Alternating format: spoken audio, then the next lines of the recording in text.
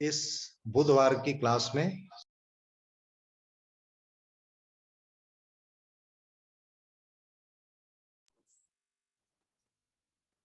और पिछले महीने से सतत क्लास चल रही है बुधवार की, जो जेपी अग्रवाल सर ले रहे हैं। क्लास प्रारंभ करें इसके पूर्व हम चलते हैं प्रयागराज हेडक्वार्टर, जहां रीता पांडे और अंशु अग्रवाल जी ओमकार और प्रार्थना से इस क्लास का प्रारंभ करें। अनम्यूट कर लीजिएगा, आप लोग अनम्यूट कर लीजिए। हाँ, यस। नमस्कार। ओम शब्द के पारायण के लिए आप सब अपनी स्पाइन को एकदम सीधी रखिए और ज्ञान मुद्रा बना करके हम 3 बार ओम शब्द बोलेंगे। इसके बाद फिर प्रेयर करेंगे। ठीक है, शुरू करिए।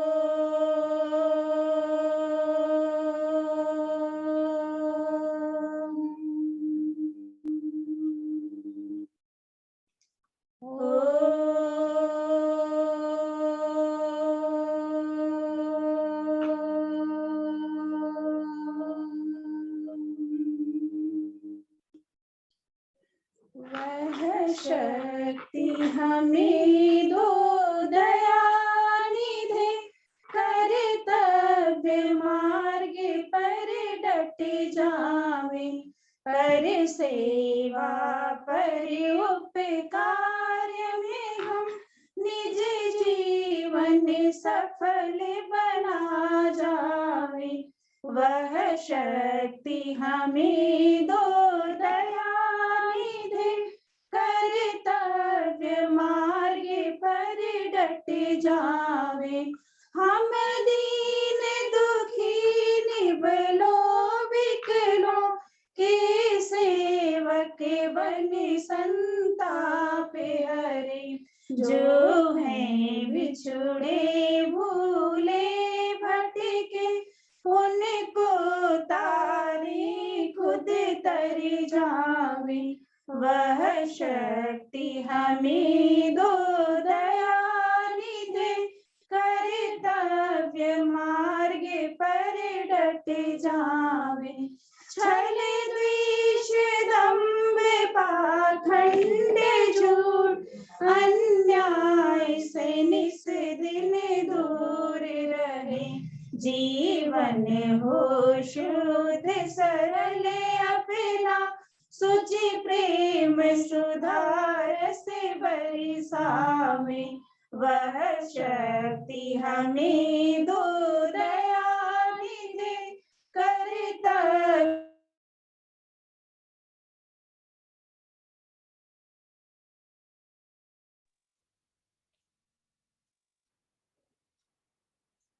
अनम्यूट कर लीजिएगा।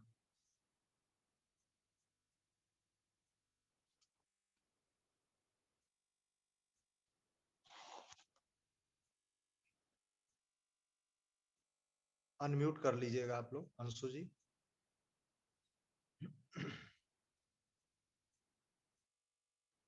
कर्तव्य मार्ग पर डट जावे, पर सेवा पर उपकार में हम निज जीवन सफल बना जावे। वह शक्ति हमें दो दयानिधि। बहुत बहुत धन्यवाद रीता पांडे और अंशु अग्रवाल जी। अब हम आज की क्लास के लिए आमंत्रित करते हैं एक्यूप्रेशर शोध प्रशिक्षण एवं उपचार संस्थान प्रयागराज के अध्यक्ष आदरणीय श्री जेपी अग्रवाल सर को।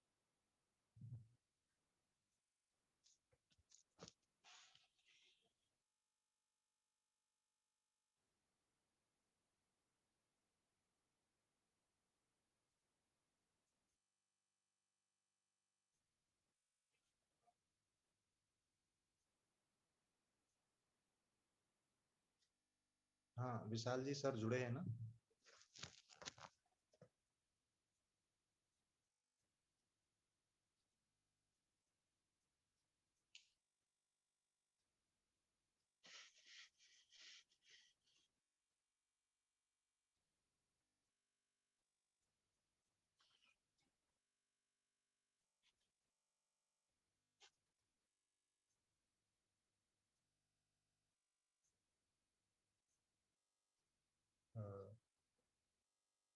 सर जुड़े हुए हैं, लगता है नेटवर्क इशू है तो दूसरे फोन से कनेक्ट हो रहे हैं।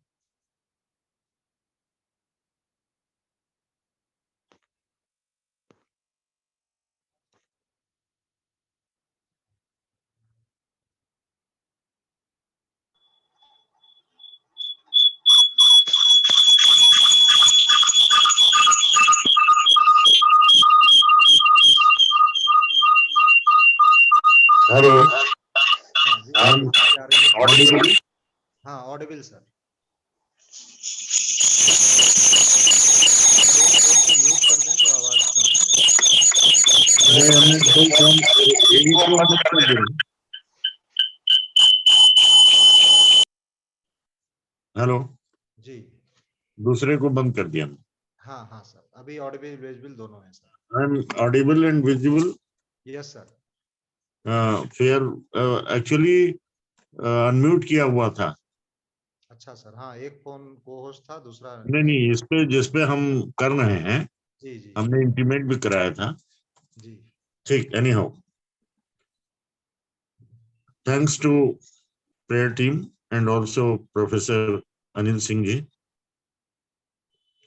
वर्दी होस्ट एंड इनिशिएटर। और मित्रों, आप सबका मैं आभार व्यक्त करता हूं कि आपने इस ऑनलाइन वेडनेसडे की क्लास में सब लोगों ने इसको स्वीकार किया है। और हमारे संस्थान का प्रयास है कि हमारे प्रेरणा स्रोत आदरणीय खेमका जी का जो सपना था, हम सब मिलकर इसको एक रिसर्च एंगल से में देखेंगे और हम इसका प्रयोग प्रोटोकॉल्स का, इस विजन का, इसको to have the reach access to each and everybody, to teach them and to treat them, ये ट्राइपोडिक कंसेप्ट है। हम ऐसे अनन्य ऊर्जा के स्रोत आदरणीय खेमका जी एवं असीमित और सर्वशक्तिमान जिसका नियंत्रण पूरे विश्व में है, और हम आप उन्हीं की बदौलत है और उन्हीं की दौलत है। ऐसे प्रकृति और सबके प्रेरणा स्रोत नहीं, उत्पत्ति के स्रोत प्रकृति और माँ प्रकृति और परम पिता का हम आभार व्यक्त करते हुए और साष्टांग नमन करते हैं। मित्रों, आपका भी आभार और आपको मेरा हृदय से नमन। मित्रों, विभिन्न कैप्सूल कोर्सेज में जिन सब्जेक्ट्स को हमने लिया था उसमें 3 महासूत्र थे। एक तो करस्पॉन्डेंसेस यानी सिमिलैरिटीज देखना। जब भी हम सिमिलैरिटी देखते हैं तो उसमें वेरिएशंस क्या हैं इसको भी देखते हैं, और उस सिमिलैरिटी में क्या सामान्य है, क्या विशेष है, इसको देखते हैं। तो ये एक महासूत्र है, इसके बहुत से घटक हैं। दूसरा महासूत्र है कनेक्टिविटी। हम जब भी बात करते हैं कि ब्रेन के किसी सेगमेंट के का उपचार करते हैं या उसमें कोई किसी प्रकार का अवरोध है या विकार है, तो उसके चेस्ट और एब्डोमेन यानी पूरे ट्रंक में किसी न किसी ऑर्गन का हम उपचार भी कर रहे हैं, प्रत्यक्ष या प्राकांतर से। मित्रों, तीसरी बात है हमारी आपकी कनेक्टिविटी, और ब्रह्मांड की पिंड से कनेक्टिविटी और सारे समग्रता का सिद्धांत है।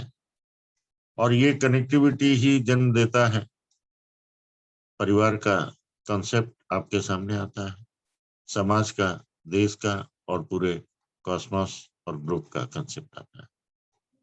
अगर ये कनेक्टिविटी ना होती तो पता नहीं क्या होता। आज मैं होस्ट मान्यवर होस्ट से निवेदन करता हूं कि पैथोलॉजिकल बेस्ड जो कैप्सूल कोर्स था, जिसमें हम लोगों ने यूरिन, स्टूल और ब्लड के माध्यम से कुछ बातें करने की कोशिश की थी। हमने स्पेसिफिक ग्रेविटी यूरिन की बात की थी, लेकिन उसके अंदर जो डिपॉजिट है, कास्ट है, उसके बारे में हमने बात नहीं की। तो मित्रों, ये जो हमारा कैप्सूल कोर्स हुआ था, जिसमें बहुत अद्भुत तरीके से डॉक्टर मैडम कामत ने, सुशीला कामत जी ने बहुत से ऐसे रहस्य यूरिन, स्टूल और सीबीसी के बताए थे। उसका उपचार और उसकी कनेक्टिविटी, उसकी एक्सेस कहाँ तक है, ये आज हम चर्चा करें। यूरिन, यूरिनरी डिपॉजिट, यूरिन की स्पेसिफिक ग्रेविटी और यूरिन के न केवल स्पेसिफिक ग्रेविटी, उसके अंदर डिपॉजिट क्या है, और ये एबनॉर्मल फाइंडिंग्स जो हैं किस प्रकार से, ये देखने वाली बात है। आपके सामने है। मैं आपको एक बात बताना चाहता हूं, किडनी फेल्योर क्या एक दिन में होता है? और मैं ये भी बताना आपको चाहता हूं कि मेरे पास जब जब मैं ओपीडी में बैठता हूं या ऑनलाइन बैठता हूं, तो पेशेंट, आपने भी सुना होगा कि अचानक उन्होंने किसी बीमारी के लिए टेस्ट कराया और मालूम चला कि क्रिएटिनिन बढ़ा हुआ है, और फर्दर टेस्ट करने के बाद kidney CKD, chronic kidney disease, और घर में अफरा तफरी हुई। पेशेंट को अभी तक मालूम नहीं था कि उसकी किडनी कम काम कर रही है, कितना कम काम कर रही है, और बिल्कुल काम नहीं कर रही है, ये उसे पता ही नहीं था। उसने जिस चीज के लिए जानने की कोशिश की वो कुछ और था। तो मुझे हर आदमी कहता है कि मुझे 1 साल पहले किडनी की कोई प्रॉब्लम नहीं थी, क्या जांच कराई थी? नहीं कराई, हमें जरूरत नहीं पड़ी। और तह में जाते जाते मालूम चला कि किडनी की बहुत पुरानी बीमारी थी जो मालूम नहीं था। 3 प्रश्नों से क्लियर हो जाता है। आप पानी कितना पीते हैं? उन्होंने कहा इससे क्या लेना देना, पानी कितना पीते हैं ये भी नहीं मालूम।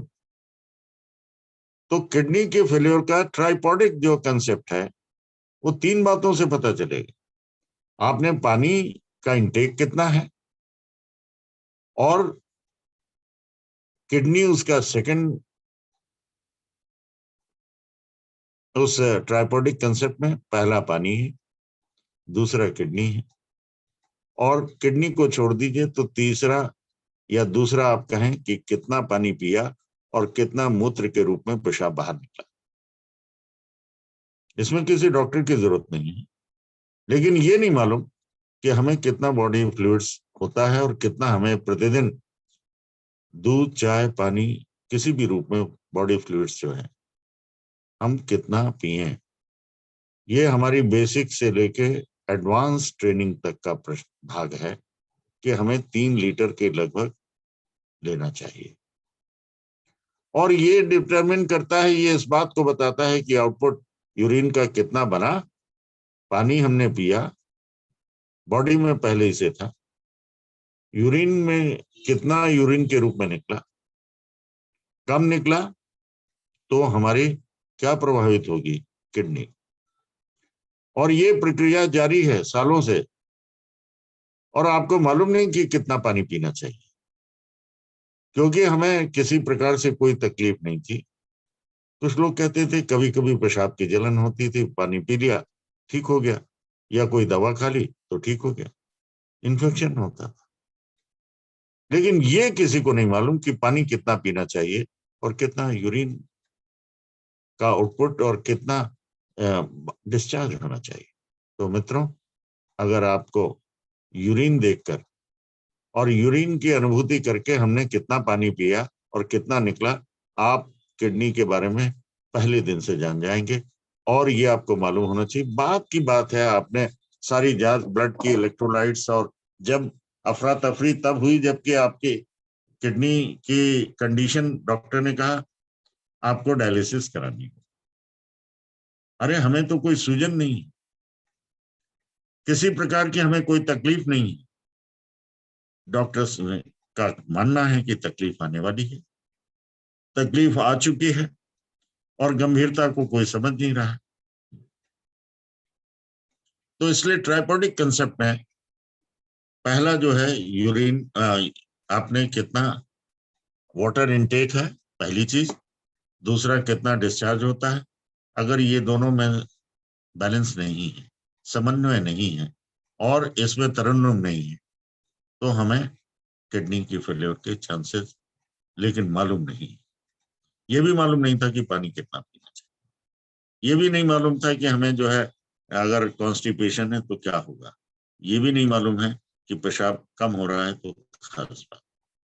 जब सूजन होती है, भारीपन आने लगता है, आंख के नीचे, चेहरे पे, आपके पैरों में पेडल इडिमा होता है, तब लोग कहते हैं भाई सूजन क्यों है। कोई बोलता है हार्ट की तकलीफ है, कोई बोलता है स्प्लीन की, कोई सर्कुलेशन की, और स्पेकुलेशन। वो पेशेंट बोलता है मुझे कोई तकलीफ नहीं। एक दिन अचानक बुखार हुआ और जांच हुई, सीबीसी हुई, फिर उन्होंने कहा कि ये तो कंट्रोल नहीं हो रहा।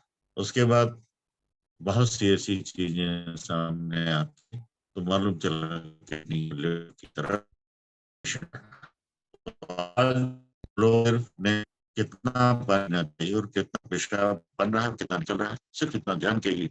और आप यूरिन को जब भी मूत्रालय में, टॉयलेट में डिस्चार्ज करते हैं तो उसका कलर दिखता है। आपको उसकी स्पेसिफिक ग्रेविटी नहीं मालूम, लेकिन उसका पतलापन, डेंसिटी और गाढ़ापन, कोई चीज गदला गदला उसमें डिपॉजिट सा दिख रहा है। कभी उसमें लाल रंग के कण दिखते हैं तो उसे आरबीसी ऐसा लगता है।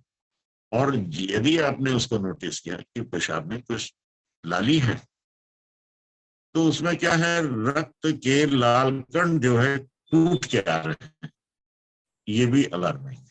इसे कहते हैं आरबीसी कास्ट। और दूसरा क्या है, उसके अंदर इपिथेलियल सेल्स। अब इपिथेलियल सेल्स क्या है, देखिए आपने, मालूम है, आपको मालूम है कि हमारे प्रत्येक ऑर्गन में वो that is made of the membranes. और मेम्ब्रेन्स 3 प्रकार की होती हैं। जीआईटी जिस जिस प्रकार के हमें आवश्यकता है भगवान ने, उस प्रकार की। स्टमक की इनर वॉल अलग है, मिडिल वॉल अलग है और आउटर वॉल अलग है। हार्ट की आपको मैंने बार बार बताया कि ऊपरी जो सतह है वो पेरिकार्डियम कहलाती है और सबसे अंदरूनी वो एंडोकार्डियम कहलाती है और बीच की वो मायोकार्डियम कहलाती है। यहाँ पर हमें यूरिनरी ट्रैक में, हमारे जीआईटी में, यानी हमारे भोजन की नली नहीं बल्कि हमारी गैस्ट्रो इंटेस्टाइनल ट्रैक का, जो हमारी इंटेस्टाइन जहां से मल निकलते हैं, 3 प्रकार के मल हैं। आप कभी भी टॉयलेट जाते हैं तो स्टूल पास करने जाते हैं तो यूरिन भी होता है, तो फ्लूइड टाइप हुआ, स्टूल सॉलिड टाइप हुआ। और आप जानते हैं कभी कभी धीरे से फुस से गैस पास होती है और कभी तेजी से और कभी आवाज के साथ। और टॉयलेट ना भी जाएं तो आप जहां भी हैं वहां से गैस पास होती है। इसका मतलब नीचे के 3 द्वार, 2 द्वार जो हैं, उनमें से स्टूल, उसमें से गैस, उसी में से फ्लूइड निकलता है, जैसे हम यूरिन कहते हैं। अब यूरिन का भी मेजरमेंट है कि कितना होना चाहिए।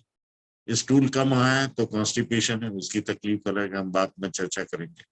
लेकिन यहाँ पर हमें यूरिन का, जैसे ही हम टॉयलेट में बैठते हैं, उसका रंग हमने आपसे बताया था कि एम्बर कलर का होना चाहिए, ना ज्यादा पीला ना ज्यादा सफेद होना चाहिए, झाग नहीं होने चाहिए, बदबू नहीं होनी चाहिए और किसी प्रकार का कलरेशन नहीं होना चाहिए। कलरेशन का मतलब, अगर आरबीसी है, लाल रक्त टूट रहे हैं तो लाल रंग का होगा।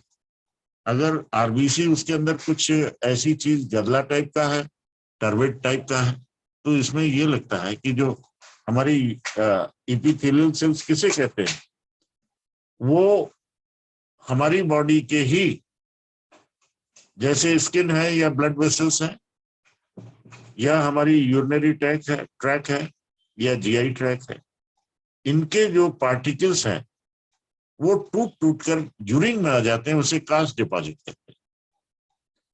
और यही जो ये हमें एपिथेलियल सेल क्या होता है, ये हमारे जो है ऐसे सेल हैं जो हमारी डिफरेंट तरीके के यूरिनरी ट्रैक या जीआई ट्रैक, इनके इनके आउटर और इनर सरफेस का निर्माण करते हैं और ये वायरस से, माइक्रोब से प्रोटेक्ट करते हैं। और ये लीवर में भी पाए जाते हैं। ये एपिथेलियल सेल्स, और ये सेल्स 0 से 4 अगर हम इसका मेजरमेंट करते हैं, सिंपल सा माइक्रोस्कोपिक यूरिन टेस्ट कराया, मुझे ये संतुष्टि नहीं हुई थी कि मैं डिटेल में आपको इसको बताऊं कि डिपॉजिट के बारे में। मैंने आपको स्पेसिफिक ग्रेविटी के बारे में तो बताया था, लेकिन कास्ट के बारे में नहीं बताया। तो आरबीसी बिल्कुल नहीं होना चाहिए। कभी एक आध आ गया तो कोई खास बात नहीं, वो नॉर्मल है। हम हर चीज को नॉर्मल जाने। क्या है दूसरा कि डब्ल्यूबीसी, आप आरबीसी जानते हैं तो डब्ल्यूबीसी भी जानते हैं, व्हाइट ब्लड सेल्स है, उसके 5 घटक हैं, न्यूट्रोफिल, लिम्फोसाइट, स्नोफिल, बैसोफिल और मोनोसाइट। जब ये भी 0 to 4 नॉर्मल होते हैं और इसके अंदर, और जब ये डब्ल्यूबीसी 4 से ज्यादा होते हैं तो ये भी यूरिनरी डिपॉजिट होता है, इसके कारण इन्फेक्शन होता है और धीरे धीरे बहुत से सिम्टम्स आने लगते हैं, अननोटिस्ड होते हैं, जिसकी शरीर को जानकारी नहीं होती। और जो मैंने बताया कि आपको अचानक मालूम चलता है कि CKD मतलब क्रोनिक किडनी डिजीज डिक्लेयर हो जाती है। मित्रों, नेक्स्ट आपके सामने है, इसी इसमें देखा होगा कि एपिथेलियल सेल के बारे में बात की। ल्यूकोसाइट एस्टेरेज क्या है? आपने एक जर्दी टाइप का एक ऐसी चीज होती है जो कि हमारी, देखिए आपने आयुर्वेदिक एक्यूप्रेशर में सामान्य और विशेष गुण सुने होंगे। सामान्य गुण 10 हैं: युक्ति, पर अपर, संयोग, विभाग, पृथकत्व, संख्या, परिमाप, अभ्यास और संस्कार। ये 10 हैं। और आपको मालूम होगा या आपने सुना भी होगा, पढ़ा भी होगा कि विशेष गुण भी 10 हैं। नहीं, आप बोलेंगे 20 है, लेकिन मैं बताऊंगा युग में है, वो पेयर में है। अगर सूक्ष्म है तो स्थूल 1 पेयर हुआ, हॉट एंड कोल्ड यानी उष्ण और शीत 2 पेयर हुआ, खर और श्लक्षण वो 3 पेयर हुआ, और विशद और पिक्सल 4था हुआ। एक उसमें से है सांद्र और द्रव। द्रव का मतलब फ्लूइड नहीं है, वो डेंसिटी का मतलब है। सांद्र का मतलब गाढ़ा और द्रव का मतलब पतला है। और इनके बहुत से माने हैं कि जब हम, जैसे दही होता है, उसमें पानी मिलाते जाइए तो वो क्या होगा, द्रव बनेगा, रेरिफाइड होगा या डाइल्यूट हो जाएगा, सांद्र तो नहीं रहेगा। अगर उसमें जो है दही तो है, उसमें हम चीनी मिला लें तो और वो पतला होगा कि गाढ़ा होगा। उसमें अनेक प्रकार के रूह अफ़ज़ा आदि मिक्स कर दें तो वो होगा सांद्र होगा। सांद्र बनाम द्रव। डेंस हमारी जो है वो एक खास प्रकार का गुण है, विशेष गुण है। हम उसकी कल्पना और उसकी मीमांसा द्रव के सापेक्ष करते हैं। ये बताने का तात्पर्य यह है कि जो यूरिन हमें सामान्य रूप से द्रव के रूप में दिखता था, डाइल्यूटेड फॉर्म में दिखता था, लेकिन अचानक देखते हैं कि वो कुछ हल्का सा गाढ़ा आने लगा, उसका रंग का परिवर्तन है और कुछ गदला टाइप का है, कुछ फोम टाइप का, उसे हम कास्ट कहते हैं। और ये कास्ट जो है हमारी किडनी और यूरिनरी ट्रैक्ट, यूरिनरी ब्लैडर से लेके किडनी, और जब किडनी और यूवी का होगा तो उसका कहीं ना कहीं भोजन से संबंध होगा, पानी से संबंध होगा, लीवर से संबंध होगा। ये होलिस्टिक ट्रीटमेंट है। और प्लाज्मा से संबंध होगा, और प्लाज्मा से संबंध है तो ब्लड से होगा, ब्लड से है तो सीबीसी और इसके सारी चीजों से होगा, और ब्लड में तो किडनी प्रोफाइल कराना पड़ेगा, लीवर प्रोफाइल कराना पड़ेगा, और डायबिटीज का प्रोफाइल देखना पड़ेगा, थायराइड का देखना पड़ेगा, इतनी चीजें देखेंगे। अरे भाई, आज तक तो कुछ हुआ नहीं था, आज मालूम चला किडनी की बात सामने आ गई तो सारी चीज की जांच हो रही। आप देखते हैं ना, ये कहलाता है contact tracing. Where is the culprit? आपकी किडनी फेलियर, अनलेस अंटिल आप ये प्रश्न करते हैं कि किडनी फेलियर का या CKD chronic kidney disease curable है कि नहीं है, ये पहला प्रश्न होता है परिवार वालों का। जहां भी जिस हॉस्पिटल में जाइए, डॉक्टर से पूछते हैं तो बोलते हैं आप डायलिसिस कराइए। आवश्यकता अनुसार हफ्ते में 2 भी हो सकती है, 1 भी हो सकती है, 3 भी हो सकती, और बहुत से सुपर स्पेशलिटी के हॉस्पिटल में कहते हैं कि अभी दवा तो कुछ है नहीं, देखते हैं, आप डायरेटिक लीजिए, आप ऑस्मोटिक कुछ मेडिसिन ब्लड प्रेशर की लीजिए, और 3-4 चीजें कुछ इन्फेक्शन आदि की देख के कोशिश करते हैं। तो मेरा कहने का मतलब है कनेक्टिविटी है, होलिस्टिक है। अगर एक किडनी का पता चला तो सारी जांच, जैसे एक को कोविड पॉजिटिव होता है इन्फेक्शन का, तो कांटेक्ट ट्रेसिंग की जाती है कि किस किस के कांटेक्ट में आया। आप बताइए, किडनी का जो यूरिन हुआ वो किसके कांटेक्ट में आया?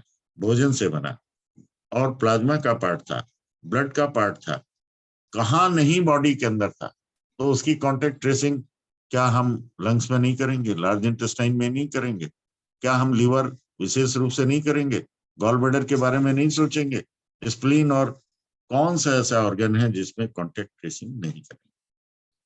आपको नहीं करना पड़े उसके सिंड्रोम्स और उसके प्रोटोकॉल बताकर हम ये बताने की कोशिश करेंगे, आप इस पछड़े में मत पड़िए। क्या करना है आपको? सिंपल जो है,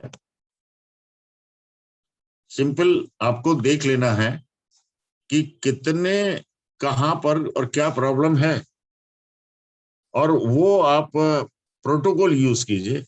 उसके अंदर सारी चीज मिली होगी, ईएसआर भी होगा, हीमोग्लोबिन भी। किडनी फेलियर में आपने देखा होगा कि हीमोग्लोबिन कम हो जाता है, एनीमिक हो जाता है, सांस फूलने लगता है, बीपी बढ़ जाता है, और क्रेटिनिन जो है आपका बढ़ा हुआ होता है, ईजीएफआर कम हो जाता है, जीएफआर। वो ऐसे टेस्टिंग रिपोर्ट्स हैं कि ये बता देता है कि आपकी कितने % किडनी काम कर रही। क्या दवा तो इसकी नहीं है, लोग बताते हैं, क्या डायलिसिस से ठीक हो सकता है या ट्रांसप्लांट करना हो? इन बिटवीन कोई चीज नहीं। हमारे यहाँ ना तो ट्रांसप्लांट है और ना ही डायलिसिस, लेकिन उसकी इफिशिएंसी इंप्रूव हो, उसका जीएफआर बढ़ जाए, क्रेटिनिन घट जाए, यूरिया घट जाए, हीमोग्लोबिन बढ़े, ईएसआर घट जाए, और बीपी कंट्रोल हो जाए, किडनी काम करे, ये तो हो सकता है। आप इतनी बड़ी बड़ी बातें कर रहे हैं। मैं इसलिए कि हमारे यहाँ पेशेंट आते हैं, और एक नहीं, पिछले काफी सालों से आ रहे हैं, और चाहे वो चाइनीज सिस्टम हो, चाहे डॉक्टर वॉल का और आयुर्वेद का इंटीग्रेटिव ट्रीटमेंट हो रहा है। आपने भी बहुत सोचा किया, लेकिन अब एक नए नजरिए से आप ये इत्मीनान से कह सकते हैं कि हम इनिशियल लेवल पे, आपकी बेसिक ट्रेनिंग का ये अंश होना चाहिए कि हम अपनी किडनी को जाने, अपने यूरिन को पहचाने, और उसकी क्या कनेक्टिविटी है, उसका क्या नेटवर्किंग है। नेटवर्किंग बड़ा भयानक जाल है। तो यहाँ पर आपने देखा कि ल्यूकोसाइट बढ़ा हुआ है। नॉर्मल जो है WBC 4000 से 10,000 मैं सामान्य रूप से बता रहा हूँ 10,500 तक होता है। अगर वो 11,000 है, 12 है, तमाम ट्रीटमेंट करने के बाद भी नहीं है, तो हमें कॉन्टेक्ट ट्रेसिंग करनी पड़ती है कि कहाँ प्रॉब्लम है। तो it is one of the reason. Leucocyte esterase क्या है? अब आपको ये देखने की बात है, ये स्टेरेज क्या है? एक तरीके के उस यूरिन के अंदर कुछ ऐसा कास्ट डिपॉजिट दिखता है जो उसे हल्के से भारी बनाता है, उसका रंग बदल देता है, गदला दिखने लगता है और सांद्र कहलाने लगता है। वो डाइल्यूटेड नहीं होता, वो सांद्र कहलाने लगता है। तो ऐसी वो एक जर्दी टाइप की होती, मैं एक कॉमन भाषा बोल रहा हूँ, मेडिकल भाषा में। और ये कहाँ मिलता है, कहाँ पाया जाता है? लीवर में, एरिथ्रोसाइट मींस आरबीसी में, और प्लाज्मा में, और जीआई ट्रैक्ट में, गैस्ट्रो इंटेस्टाइनल ट्रैक्ट। इसका मतलब स्मॉल इंटेस्टाइन। स्मॉल इंटेस्टाइन का मतलब होता है गैस्ट्रो इंटेस्टाइनल। गैस्ट्रो का मतलब फूड पाइप, स्टमक से लेके स्मॉल इंटेस्टाइन का ड्यूडनम, इलियम और सीकम, और लास्ट में इंटेस्टाइन का अपेंडिक्स से लेके स्टार्ट होता है असेंडिंग कोलन और हेपेटिक फ्लेक्सर, जहाँ पे लीवर होता है वहां से वो मुड़ जाता है और हॉरिजॉन्टल बन जाता है। फिर splenic flexor, descending colon, sigmoid flexor and lastly rectum और रेक्टल कैनाल। इतनी बड़ी मुख द्वार से प्रारंभ होके और अंत में मल द्वार तक का ये जीआई ट्रैक कहलाता है।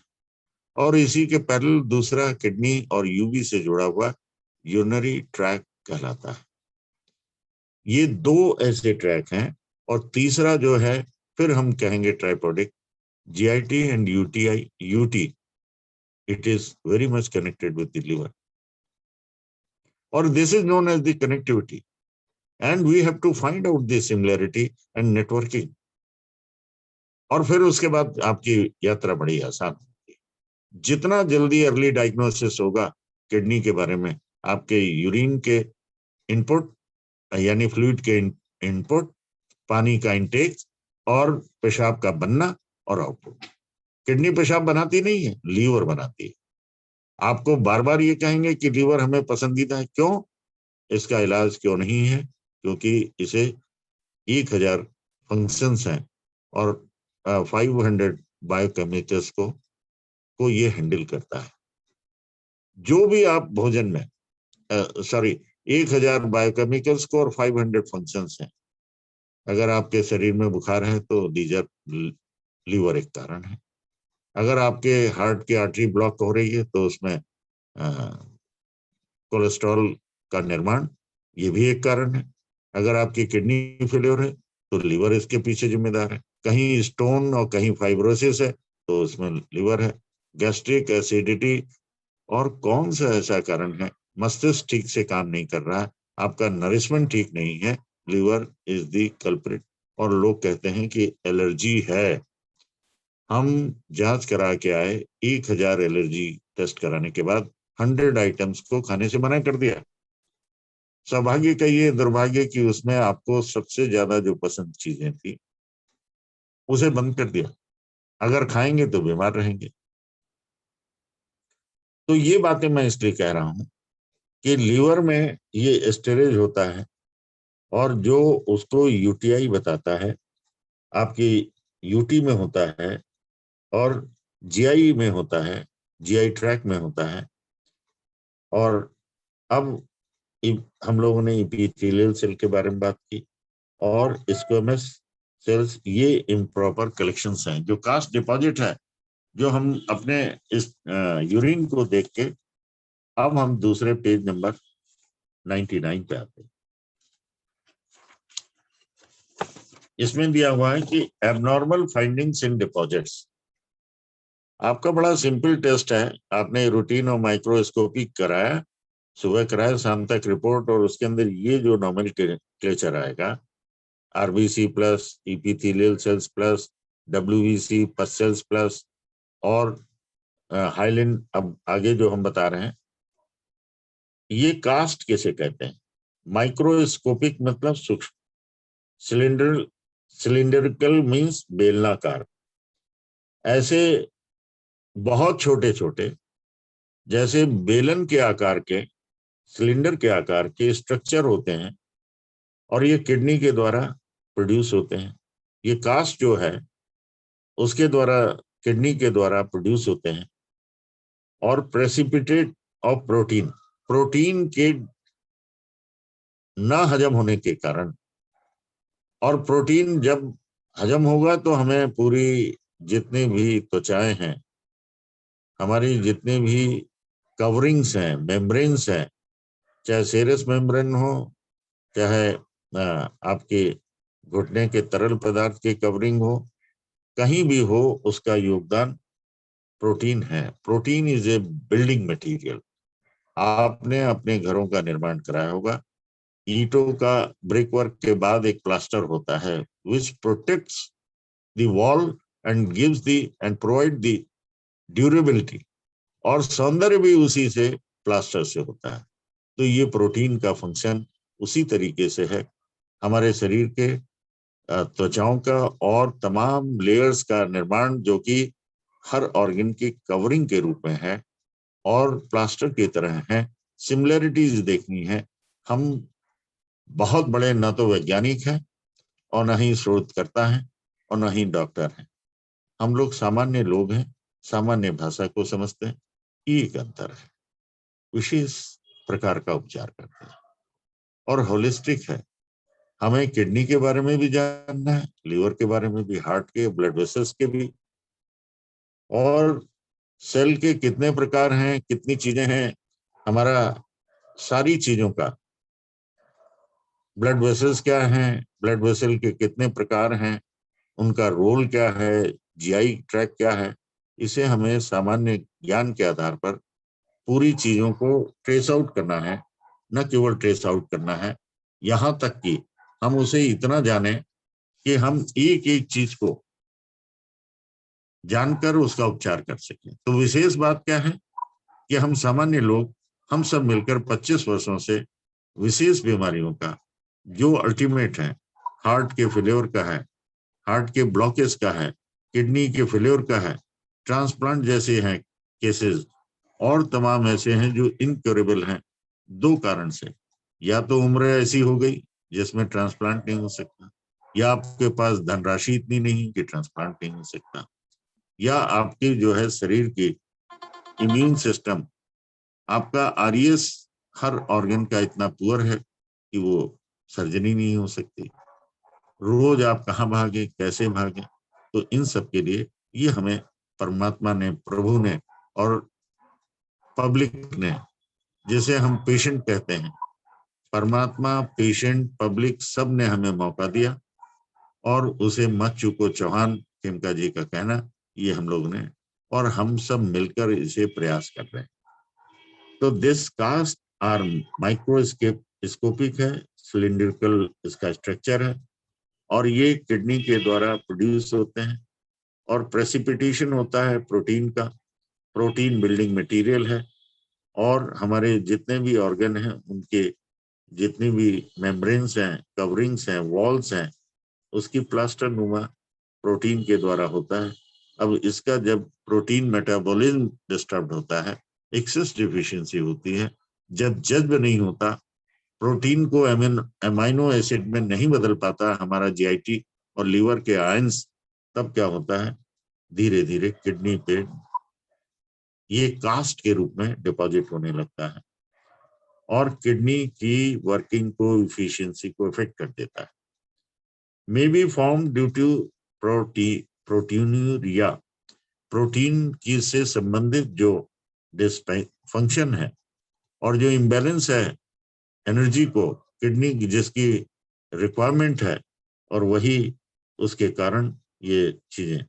ग्रेनुलर कास्ट, ग्रेनुलर क्या है, दानेदार जो है, आपको ये नहीं पता चलेगा। सूक्ष्म माइक्रोस्कोपिक में इतने छोटे छोटे यूरिन में पार्टिकल्स नजर आएंगे जो नजर नहीं आते। तो आप कह रहे हैं ये कौन सी बात आप कर रहे हैं, ऐसे नजर आएंगे लेकिन माइक्रोस्कोप से नजर आएंगे। ये डॉक्टर ने देखा। अगर हम यूरिन में देख सकते होते तो डॉक्टर की आवश्यकता नहीं होती, माइक्रोस्कोप की आवश्यकता नहीं होती, साइंटिफिक वर्ड की आवश्यकता नहीं होती, साइंस की आवश्यकता नहीं होती। हम ही ब्रह्मा, हम ही विष्णु, हम ही महेश। मित्रों, ये सब की आवश्यकता है। हमारी थीम ये है कि ईस्टर्न नॉलेज दर्शन आधारित है, दार्शनिक है, और western knowledge experimental based scientific platform पर हर एक चीज को माइक्रोस्कोपिक, बड़ा सूक्ष्म और गहराई से अध्ययन करके हमें बहुत सी चीजें दी हैं। क्या हर चीज का नॉर्मल कंडीशन क्या है, लोअर लिमिट क्या है, अपर लिमिट क्या है, ये हमें जानकारी होती है। तो मित्रों, ये ग्रेनुलर कास्ट के मतलब दानेदार हो गया है यूरिन, हमें पता नहीं चलता। चुपके चुपके चोरी चोरी उसमें ग्रेनुलर कास्ट हो गई। आरबीसी कास्ट हम बता चुके हैं। अब ये hyaline cast, what is this hyaline cast? ये एक प्रकार का यूरिन कास्ट है, यूरिनरी कास्ट है, जो कि यूरिन के क्लस्टर पार्टिकल्स के रूप में, समूह के रूप में विद्यमान होता है। समूह जैसे जत्थे होते ना, आपने देखा होगा मिर्गी के पेशेंट को। मिर्गी क्या है मैं ये बाद में बताऊंगा, लेकिन होता क्या है कि स्टूल में कीड़े होने के कारण, माइक्रोब्स होने के कारण, वो ग्रेनुलोमा का मतलब जाके छत्ता बना लेते हैं और ब्रेन में जाके चिपक जाते हैं। और ब्रेन में जब हलचल पैदा होती है तो चेस्ट और पूरे कनेक्टिविटी हाथ पैर से होने के कारण वो हिलने लगते हैं और सीजर्स आ जाते हैं, मिर्गी का दौरा होता है। कॉज जो है सिर में, और सिर में नहीं, जीआईटी में माइक्रोब्स की प्रेजेंस के कारण ग्रेनुलर कास्ट बना। वहां स्टूल ब्लड में गया और ब्रेन में चला गया। यहाँ यूरिन में है तो भी ब्रेन में जा सकता है। कारण क्या है? जीआईटी के कारण है। किडनी भी फेल हुई और ब्रेन में तो दौरे भी आए, कमजोरी भी लगी, मे बी। तो दीज कास्ट, हाइलिन कास्ट क्या है कि ये क्लस्टर के रूप में, छत्ते के रूप में यूरिन में, और फिर हम लोग यूरिन को देखते भी हैं, पॉट में डिस्चार्ज करते हैं, मेल फीमेल अलग से, किसी को नहीं दिखाई पड़ता। कभी कभी क्या है कि धब्बे जम जाते हैं, उसे भी कोई वॉच नहीं करता। लेडीज को तो यूरिन का डिस्चार्ज का जो है सरफेस पे और फ्लोर पे, लेकिन जो लोग वेस्टर्न उसको यूज करते उन्हें दिखाई नहीं पड़ता, फौरन फट से फ्लश किया और चल दिए। अब तो बिल्कुल ही हम लोग अंधे होके नीचे की चीज को देखते ही नहीं। और फिर कौन देखता है? लोग कहते हैं ऊपर भगवान देखता है, नीचे डॉक्टर देखता है, और फिर दिन भर सर्जरी। तो ये कास्ट, हाइलिन कास्ट जो है वो क्लस्टर के रूप में है, छत्ते के रूप में है। और ये भी हो सकता है कि this may be due to micro organism. आपको ये नहीं मालूम कि कौन सा बैक्टीरिया स्टूल से यूरिन में, प्लाज्मा में चला गया और प्लाज्मा से आपके यूरिन में है और वो कास्ट के रूप में है। तो इसलिए देयर में be different reasons and these bodies में बी माइक्रो ऑर्गेनिज्म। आपने सुना होगा कि किडनी क्या है? रिफाइनरी। ये प्लाज्मा को छानने का काम करती है और इतना अल्ट्रा फिल्ट्रेट है कि हमारी चाय की छन्नी के 3 लेयर करके उसमें जो है, ताकि कोई पार्टिकल चाय की पत्ती बाहर ना निकल पाए, ऐसा सूक्ष्मतम उसके ट्यूब्यूल्स और ग्लोमर नेफ्रॉन्स होते हैं, जो स्मॉलेस्ट उसकी इकाई होती है, यूनिट होती है। तो ऐसी दशा में सामान्य रूप से ये डिफरेंट प्रकार के कास्ट हैं, कोई फैटी कास्ट है। ये सब कुल मिलाकर किडनी के CKD, क्रोनिक किडनी डिजीज के नेफ्रोटिक सिंड्रोम का जमावड़ा है। आपने देखा कितने लोग मिलकर किडनी के फेल करने में, आप कभी किसी भी सिस्टम को देखें, सफल बनाने में सबका सहयोग है। आपकी जितने भी कैप्सूल कोर्स हैं, जितने भी कॉन्फ्रेंस हैं, और इसके प्रचार प्रसार में आपके कोऑर्डिनेटर हैं, आपके स्टूडेंट्स हैं, आप लोग हैं, और हमारे हेडक्वार्टर भी, सब मिलकर बैठकर शेयर करते हैं सारी चीज को। तो इसे, और ये सब मिलके सिंड्रोम है। हम लोग का कैसा सिंड्रोम है? हम आप मिलके सेवा सिंड्रोम है। सेवकों का जो है क्लस्टर है, जमा बड़ा। आप कहीं भी हैं, आपकी भावना जो है, लेकिन जब घर का खर्च नहीं चलता तो कुछ सेवा शुल्क ईश्वर दे ही देता है, और इसमें कोई हर्जा भी नहीं। यंगस्टर्स जब तक इस सेवा शुल्क और अपने परिवार के चिंता और चिंतन नहीं करेंगे तो संभव नहीं होगा। तो दिस इज, ये सेवकों का सिंड्रोम है, जिसके मुखी और मुखिया कौन है? आदरणीय खेमका जी हैं। हम लोग सब अनुगामी हैं। पहली पीढ़ी राह बनाती, दूजी उस पर चलती है। तो सब लोग मिलकर हम लोग इस सिंड्रोम, और यहाँ पर देखिए, भोजन से लेके, प्लाज्मा से लेके, पानी से लेके, और जो कुछ खाया पिया है, और हमारी एक्शन और इनएक्शन सब मिलकर एक सिंड्रोम बनाते हैं, जिसका असर पानी पे, फ्लूइड पे है। तो किडनी की क्या, कैसी पहचान? कितना पानी पिया, कितना निकास, ये है किडनी के अच्छे और बुरे। किडनी के अच्छे दिन आएंगे कि बुरे दिन होंगे? किडनी ठीक है, हेल्दी है कि अनहेल्दी, कौन बताता है? पानी कितना, 3 लीटर सब मिला के पिया, और उसी अनुपात में निकास हुआ।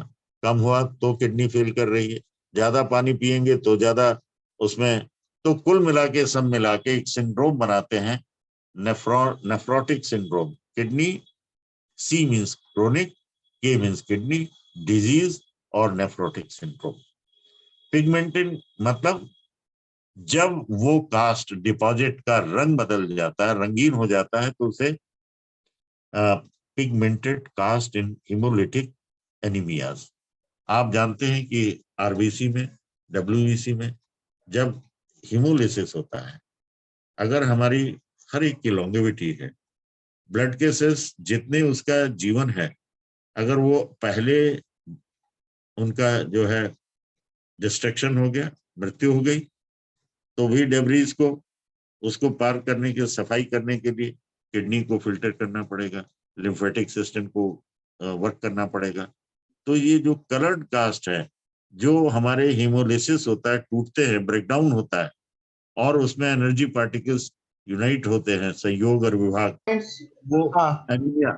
इसीलिए किडनी के केस में एनीमिया बहुत इंपॉर्टेंट है। हीमोग्लोबिन कम मिलता है, और इसी वजह से सांस फूलता है, और एनर्जी बहुत कम होती है।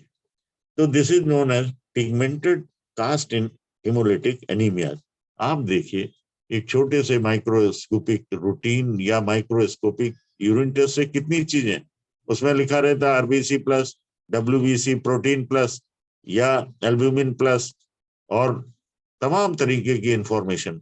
Heads off to this western knowledge और पैथोलॉजी, और डॉक्टर कामत और पूरी टीम की, उन्होंने हम लोगों को एक्सप्लेन किया, और हम लोगों के ये काम आ रही है, और आपके सबके काम आए।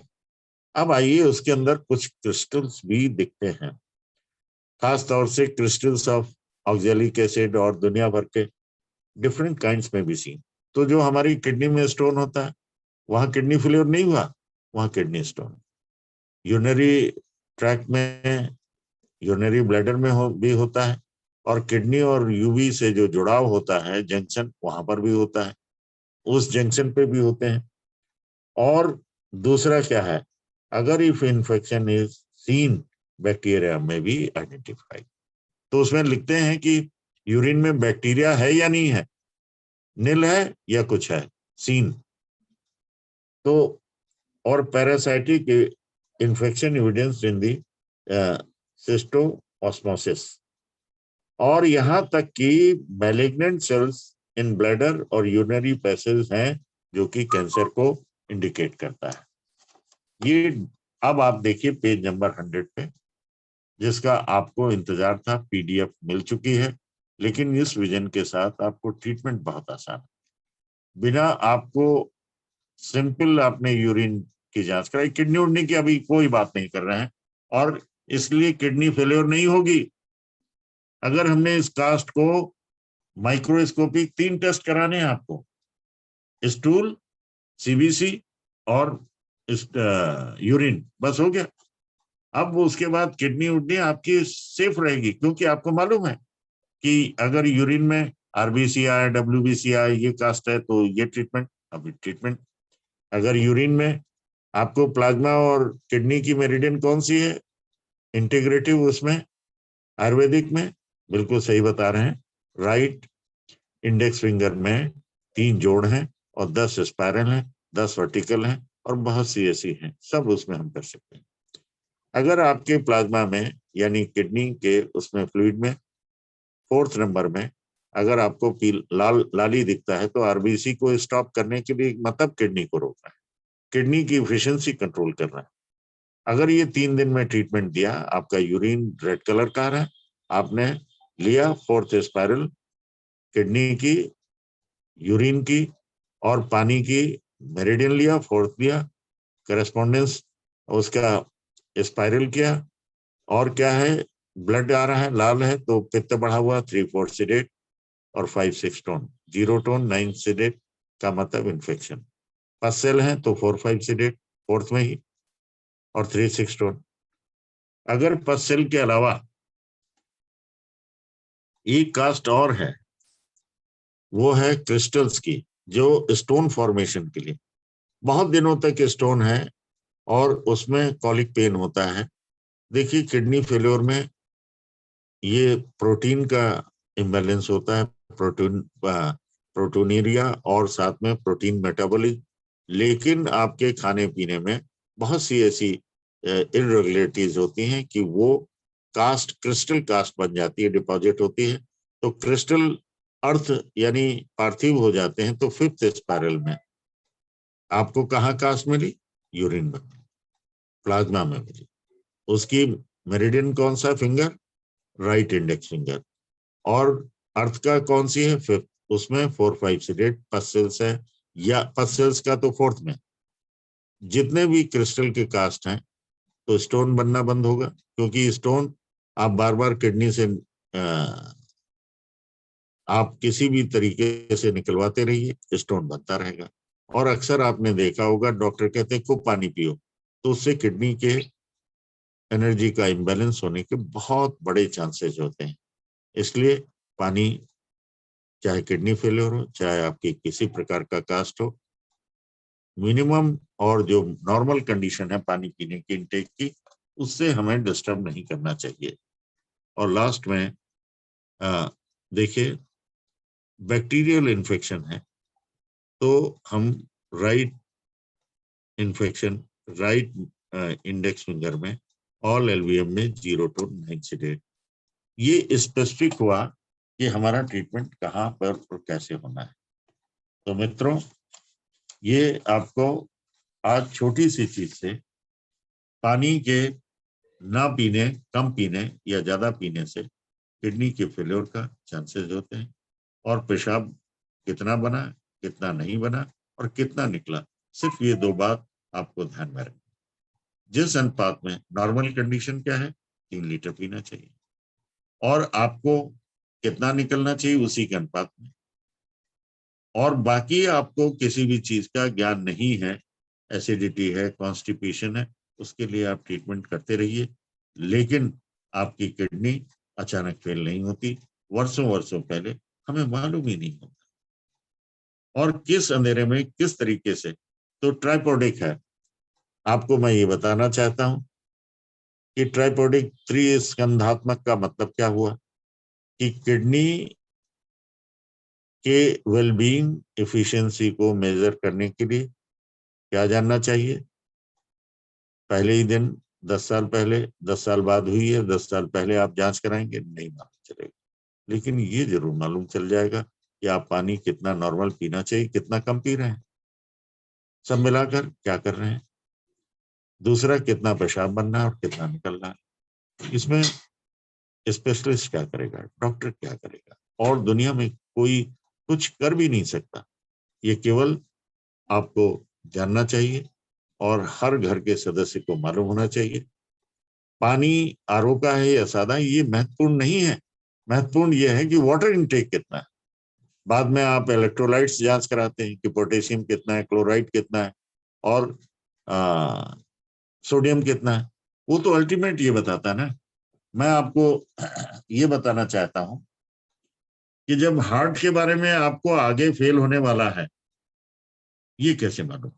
अरे बिल्कुल मालूम होगा आपको। जो है इसके लिए भी 3 चीजें देखेंगे। वो क्या देखेंगे? आपने सीबीसी कराया और ब्लड की जांच कराई, एक चीज ये है। आपने कभी सोचा कि हार्ट क्या काम करता है? ब्लड को ही तो सर्कुलेट करता है। तो सीबीसी जांच कराई, बड़ी सिंपल सी। हार्ट का 10 साल बाद आपको फेल होने वाला है, ये कैसे मालूम होगा? क्योंकि बिना बुलाए पसीना ज्यादा आता है। 3 चीजें उसमें देखनी है।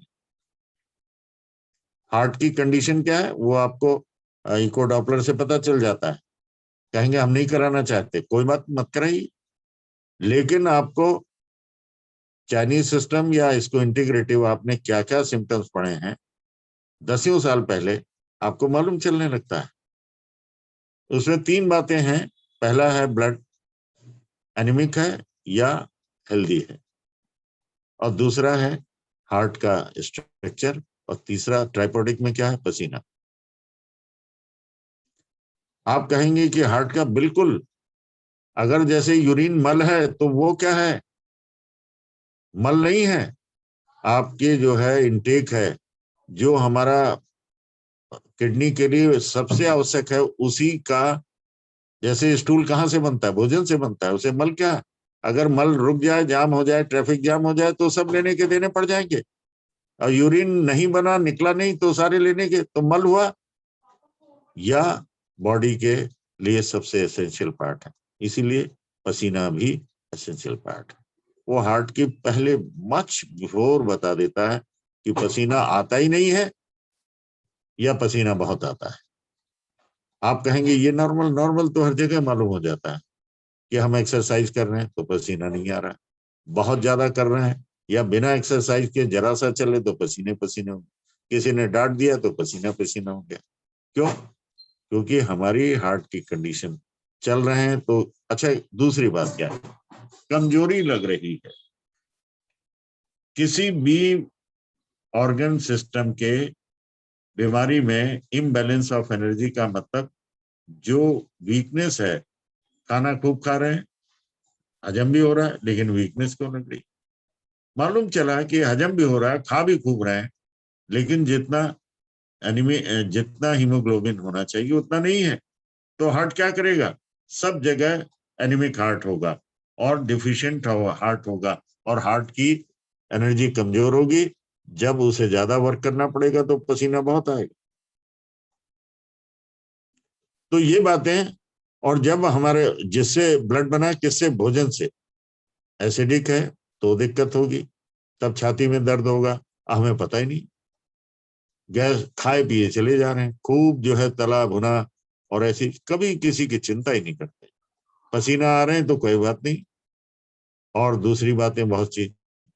लेकिन कम एक्सरसाइज से, बिना एक्सरसाइज के, या बिना आप पसीना नहीं आ रहा है या बहुत ज्यादा आ रहा है, दोनों इसके जिस तरीके से किडनी के गंभीर रोगों की पहचान, आपको कितनी प्यास लग रही है या लग रही है या नहीं लग रही है, कितना पानी पी रहे हैं, और कितना हजम होके निकल जा रहा है, निकास कितनी है, इस पे डिपेंड करता है। इसी तरीके से भोजन के पश्चात हमारा जो ब्लड का निर्माण हुआ, जीआईटी ने कैसा बनाया है, उसको हम उसके मल से, पसीने से जान सकते हैं। हृदय की कंडीशन, आप जैसे ही हुआ तो आप पैनिक हो जाते हैं, नहीं, आगे 10 साल बाद क्या होने वाला है। लो ब्लड प्रेशर है तो भी दिक्कत है, हाई ब्लड प्रेशर है तो भी दिक्कत है। ये बातें अपने आप मालूम चलने लगती हैं। और ट्रंक के जो अपर पोर्शन में है, वहां पर भारीपन यानी गैस है, आपका स्टूल क्लियर नहीं हो रहा, तो आपके रक्त के निर्माण में इस तरीके से, इस एंगल से आपको देखना चाहिए। इसलिए यूरिन, स्टूल, ये सब अत्यंत महत्वपूर्ण। मैं एक बात और आपसे कहना चाहता हूं, जो बार बार कहूंगा, किडनी से पानी का क्या रिश्ता है? पानी का बनना, पीना और निकलना, यही किडनी की जान है, आधार है। और किडनी इसी पर वर्क करती है। इसकी इफिशिएंसी न कोई किडनी आपकी बीमार कर सकता है और न कोई ठीक कर सकता है। अगर बीमार हुई तो हमारे आपकी अज्ञानता के कारण, और ठीक कर सकते हैं तो हम उसके नियमों का पालन करें, प्रोटोकॉल का। किडनी हमारी तरह अनुशासित है। किडनी का अनुशासन प्रोटोकॉल ये है, उसके ऊपर अनुबंध और प्रतिबंध क्या है। प्रतिबंध ये है कि पानी खूब ना पिए, लेकिन इतना कम ना पिए कि किडनी काम ही ना करे, और वो 3 लीटर एनी टाइप ऑफ। मैं बार बार इस बात कह रहा हूं, और ये घुमा फिरा के इतनी बात जोर दे के कह रहा हूं कि किडनी ना तो डायलिसिस ठीक करती है और ना ट्रांसप्लांट ही उसका कोई हल है। हल क्या है? उसका सीधा सीधा हल ये है कि हम नित्य प्रति पानी के सेवन की बात करें, फ्लूइड्स की बात करें, कौन सी चीजें हितकारी हैं वो अपने आप मालूम होने लगता है।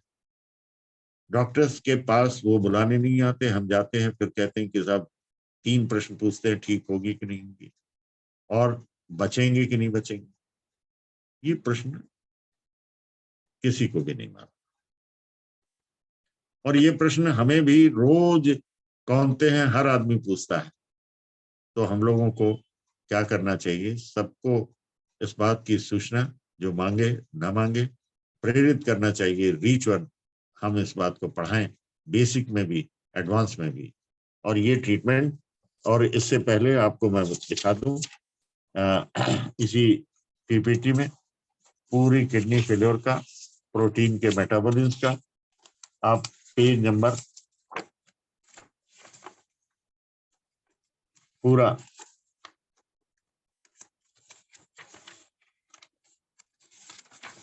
का पूरा भरा हुआ है।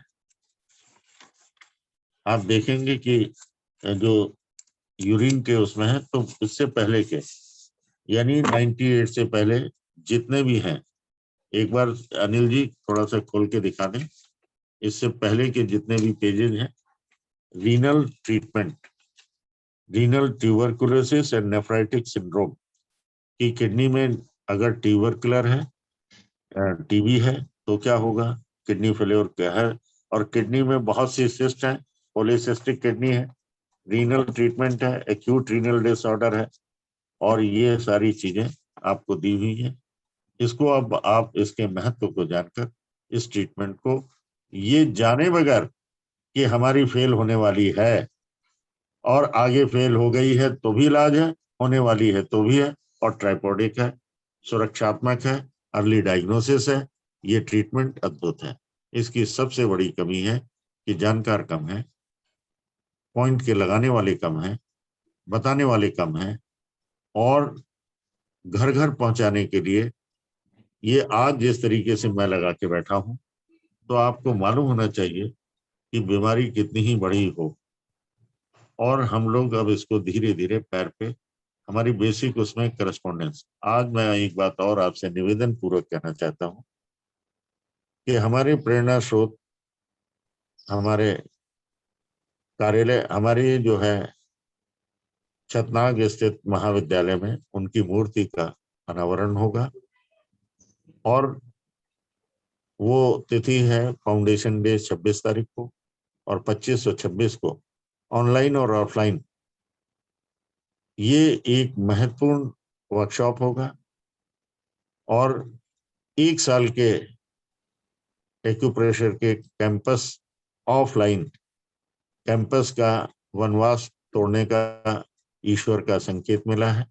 फाउंडेशन डे पे शम उनकी ऊर्जा सदैव हमारे साथ विद्यमान होती है। उनकी प्रतिमा का अनावरण का आप ऑनलाइन चाहे तो और ऑफलाइन चाहे तो, क्या उसका विषय होगा? विषय ये होगा कि हमारे एक्शन ऑर्गन और फंक्शन ऑर्गन, हमारे सेंस ऑर्गन आंख नाक कान है, और इनका इलाज, आंख नाक कान का इलाज जब ऑप्थेल्मिस्ट न कर पाए तो न्यूरो सर्जन की तलाश करनी चाहिए, यानी हेड यानी ब्रेन का ट्रीटमेंट करें। और जब ब्रेन ना कर पाए और आंख नाक कान का कनेक्टिविटी ब्रेन से है और पूरे ट्रंक के ऑर्गन ट्राइपोडिक है। तो आंख का इलाज जब कोई नहीं कर पा रहा है, इसका मतलब डायबिटीज की रेटिनोपैथी इनक्योरेबल हो गई है। डायबिटीज में इंसुलिन भी का डिसऑर्डर भयानक है। तो आंख की रेटिनोपैथी से कि ब्रेन में कोई क्लॉट और एट्रोफी तो नहीं हो रही है, और हमारे ट्रंक के ऑर्गन ठीक से काम कर रहे हैं कि नहीं कर रहे हैं। तो आंख से आंख का इलाज, और डायबिटीज का इलाज भी, और डायबिटीज का इलाज आंख का और ब्रेन का भी। पैरालिसिस ना हो, पैरालिसिस ना हो। और आपकी नोज और नेजल कैविटी क्या है, इसका ब्रेन से क्या कनेक्शन है, और लंग्स और पूरे ऑर्गन से क्या कनेक्शन, कनेक्टिविटी ट्राइपोडिक। आंख का इलाज करने से ब्रेन का भी होगा, और लीवर और तीवर सारी चीजों का, उसकी रेटिना, उसकी कॉर्निया, इन सब चीजों के इलाज से ये है ट्राइपोडिक, और ये है connectivity. Thank you so much. नमस्कार, धन्यवाद, आभार आपका। बहुत बहुत धन्यवाद सर आपके अद्भुत क्लास के लिए। और आप सभी ने किस तरह से रूटीन यूरिन के टेस्ट को हम समझें, उसके कास्ट, क्रिस्टल्स, आरबीसी, इन्फेक्शंस, और निश्चित रूप से यह क्लास आप सभी थेरेपिस्ट के जनरल प्रैक्टिस में उपयोगी साबित होगी। और प्रत्येक बुधवार यह क्लास चल रही है, आप सब लाभ लें। और जो लोग नहीं जुड़ पा रहे हैं वह रिकॉर्डिंग्स रेफर कर सकते हैं। कोशिश करें कि लाइव अटेंड करें। और जैसा अभी अग्रवाल सर ने कहा कि 25-26 मार्च को प्रयागराज में ऑनलाइन ऑफलाइन दोनों ही रीजनल डायग्नोसिस 3 का कार्यक्रम होगा। इसके साथ ही 26 मार्च को संस्थान के 26 वर्ष पूरा करने के उपलक्ष्य में एक भव्य रंगारंग कार्यक्रम भी आयोजित होगा छतनाग में, गंगा जी के ठीक किनारे। और उसके रजिस्ट्रेशन के लिए आज या कल तक ही नोटिफिकेशन आपको जारी हो जाएगा, और रजिस्ट्रेशन आप करा सकते हैं। ऑनलाइन भी होगा और ऑफलाइन दोनों ही। और खेमका सर जो हमारे संस्थान के प्रेरणा स्रोत हैं, उनकी मूर्ति भी वहां स्थापित होने वाली है, तो यह कार्यक्रम भी होगा। अगले महीने बेसिक ट्रेनिंग, इस महीने आयुर्वेद की हुई थी, तो अप्रैल के महीने में 10 और 11 अप्रैल को टीसीएम की बेसिक ट्रेनिंग होगी। तो आपके माध्यम से यह विधा घर घर तक पहुंचे, तो आप लोगों को यह मैसेज जो संस्थान का जाता है वो भेज सकते हैं ताकि लोग जुड़ें। आप सभी जुड़े आज की ट्रेनिंग में। आप सबका बहुत बहुत धन्यवाद और नमस्कार।